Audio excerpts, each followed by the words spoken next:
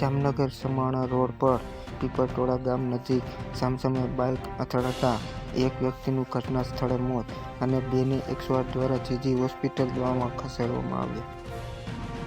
આવતીકાલે સવારથી દેશભરમાં પેટ્રોલ અને ડીઝલમાં ₹2નો ઘટાડો થશે. પેટ્રોલ અને ડીઝલ બંને સસ્તું થશે. આવતીકાલે સવારે 7 વાગ્યાથી ભાવમાં ઘટાડો અમલમાં આવશે.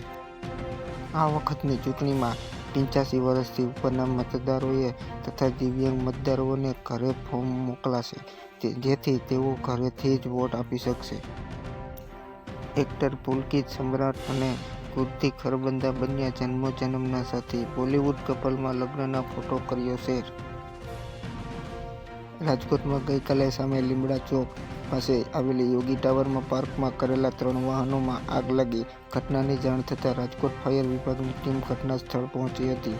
પાણીનો મારો ચાલુ આગ પર કાબૂ મેળવ્યો હતો. આ વર્ષ લોકસભા ચૂંટણીમાં 55 લાખ ઈવીએમનો ઉપયોગ થશે. 10.5 લાખ પોલિંગ સ્ટેશન હશે.